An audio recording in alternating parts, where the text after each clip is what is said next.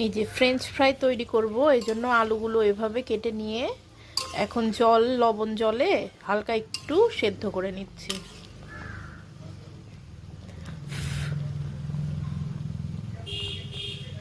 সেদ্ধ করে আমি জল থেকে তুলে একটা কাপড়ে এভাবে রেখে দিয়েছি, যাতে কাপড়টা এই আলুর জলটুকু পুরোপুরি শুষে নেয়।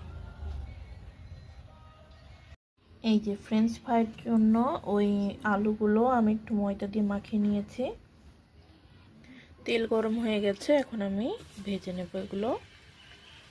এই যে আমি সবগুলো আলু দিয়ে দিয়েছি, এখন এটা হালকা আঁচে একবার ভেজে নেব, তারপরে আবার মানে দুইবার ফ্রাই করব।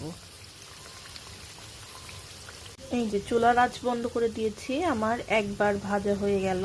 এখন আমি এগুলো তুলে নেব, আবার 1 ঘন্টা পরে এটা আবার ডিপ ফ্রাই করে ভেজে নেব এরকম ভাবে।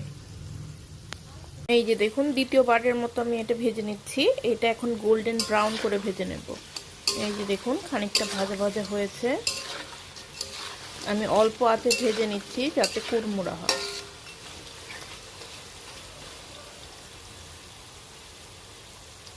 যে দেখুন আমার ভাজা হয়ে গেছে, এই যে সাউন্ডে অবশ্যই বুঝতে পারছেন কুড়মুড়ে হয়েছে কিনা।